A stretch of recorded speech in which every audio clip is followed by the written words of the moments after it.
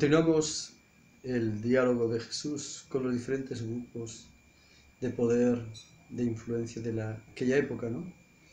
Hoy son los fariseos quienes se acercan a Jesús y le hacen esa pregunta capciosa, ¿no? ¿Cuál es el mandamiento principal de todos? Y es importante tenerlo en cuenta que es un fariseo y preguntarle cuál es el mandamiento principal. Son 613 mandamientos los que había en aquella época.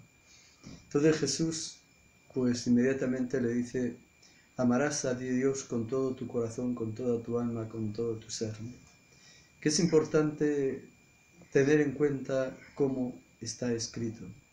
Porque no es lo mismo decir amar a Dios con todo tu corazón, con toda tu alma, con todo tu ser, que decir amar a Dios sobre todas las cosas, ¿no? Y además, los fariseos empiezan la oración siempre, igual que nosotros empezamos con la señal de la cruz y nombrando al Padre, al Hijo y al Espíritu Santo. Ellos empiezan siempre, pues, con esta oración: amarás al Señor tu Dios con todo tu corazón, con toda tu alma, con todo tu ser. Es decir, amarlo de verdad, con sentimiento, con corazón, con alma. Y al mismo tiempo, ya Jesús añade el otro mandamiento, porque el fariseo le pregunta solo por uno, ¿no? Entonces le va a añadir el otro mandamiento: amarás al prójimo como a ti mismo. Y estos dos mandamientos encierran toda la ley y los profetas, ¿no? Que era lo que los judíos y ese fariseo y el grupo de fariseos, pues todos los sábados ellos leen, y constituye pues lo que es el primer testamento, ¿no? Pues bien, esos 613 mandamientos se reducen a 2.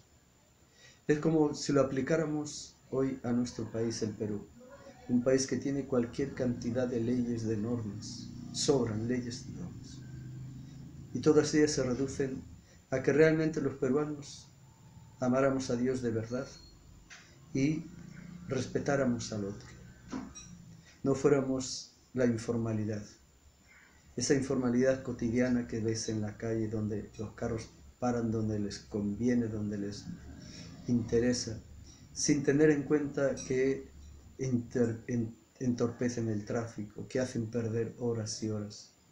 Pero como lo único es lo que a mí me conviene, es el no pensar en el otro. Si la gente se parara a pensar en los demás, pues otra manera sería el actual. Hoy estamos viendo todas las denuncias que están viendo el Perú, el segundo país de América Latina de más violaciones, de abusos. Lógicamente eso no es de hoy ni de ayer, sino que viene de tiempo a. ¿Qué significa? Que ha tenido que suceder esto con lo del censo para que nos llamara la atención y realmente nos diéramos cuenta de dónde estamos. Sí, económicamente a lo mejor hemos mejorado, pero humana y socialmente no hemos mejorado. Y por eso es que es necesario tener en cuenta que el Señor no le pregunta, no le dice si de qué confesiones. Ama a Dios de verdad y al prójimo como a ti mismo. Por eso estamos en el mes del Señor de los Milagros terminando.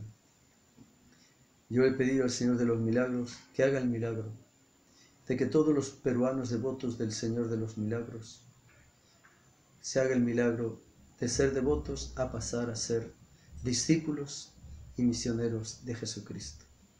De ese Jesús de Nazaret, hecho hombre, en una familia humilde, que murió en la cruz porque todos esos grupos que estos días le interpelaban a él, lo condenaron a morir. Ese Jesús de Nazaret que es resucitado por Dios Padre. Ese Dios a quien hay que amar con todo nuestro corazón, con toda nuestra alma y con todo nuestro ser. Que haga ese. Y como estamos en el mes de octubre, el mes misionero, pues que nuestra iglesia, empezando por los sacerdotes de nuestra iglesia, sean verdadera y auténticamente misioneros. Que se haga ese milagro de pasar de devotos a seguidores, discípulos y misioneros de Jesucristo, tal y como dice la oración con motivo de la visita del Papa Francisco.